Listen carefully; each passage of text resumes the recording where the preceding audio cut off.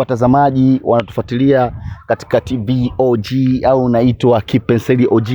Leo niko na mwanangu mnyama anacheza main character kama kipofu kwenye movie hapa ama season ama series hii. Leo tupo kwa sababu ya kumoji nijue nini ambacho anafikiria kukifanya na kazi nzuri inatoka lini na watu wategemea nini. Vipi mwanangu?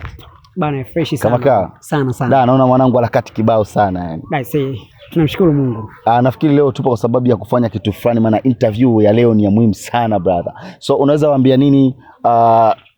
Naweza jitambulisha kwanza watu wakajua unaitwa nani, unapatikana wapi na nini unachokifanya na umesimama kama nani kwenye hii movie hapa. Okay, mimi naitwa Kipenseli ndo jina langu halisi kwenye movie, lakini jina langu la kuzaliwa naitwa Derrick Andrea Ruhie, lakini jina la kazi, jina la kutafutia ugali naitwa Kipenseli OG.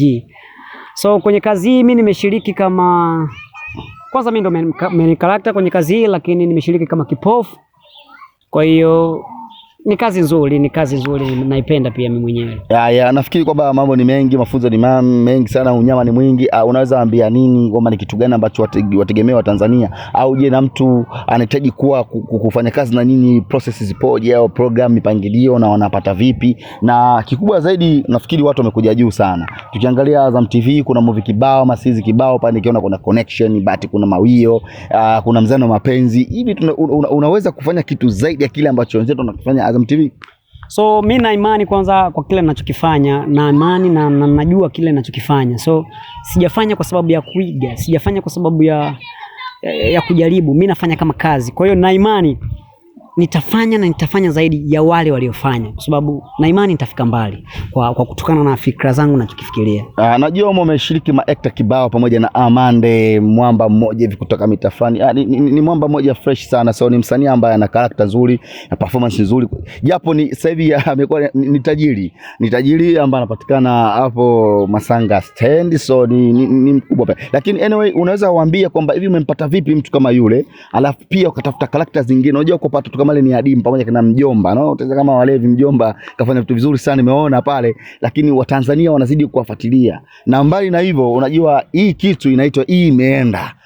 Kwa sababu kama imeenda lazima tufanye kitu ambacho kiko safi. Huyu Amande ulimpataje huyu? Maana ni mtu amekuwa busy sana na mishe zake, pesa sana na hela. Unajua tunashangaa tumeona mtu kama yule ni kipala pale. Okay, Amande kwanza, Amande mwanangu sana. Amande nje na pesa zake, Amande ni mwanangu. Tumetoka naye mbali na alikuwa ni mtu ambaye anafanya na anapenda hivi vitu, lakini sema maisha yamemkubali kidogo sasa hivi, alhamdulillah kaiacha sana kidogo. Lakini Amande ni mwanangu, sikusumbuka sana kwa sababu nilimpigia simu na yeye ananijua mimi Kipenseli nafanya nini, wapi nipo, nini nafanya na wapi nataka kwenda. Amande akawa amenielewa kwamba sawa, tutafanya kazi na mambo mengine yakawa hivyo. Sikusumbuka sana kama watu wengine, japo nimekutana na kina mjomba kutoka Dar es Salaam kwa sababu ya kuja kufanya kazi na mimi, nimekutana na kina Jackie Kobogo ni kwa sababu ya kufanya kazi na mimi, na nimekutana na watu wengi sana. Kuna Zuu pale, yule dada katoka mbali sana dada. Pale Vamia sasa hivi anafanyia Kongo, lakini sasa hivi nipo naye kwenye kazi na kafanya kazi vizuri. Sio ni swala kumshukuru Mungu. Okay fine wazee, ndugu zetu watazamaji wa Kipenseli OG,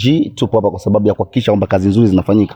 Na leo nilikuwa na mwanangu Kipenseli amesimama kama main character kipofu, na hii leo tuna wasanii kibao, kuna Zuu, kuna Amande, kuna Wada, kuna Jack Jackson.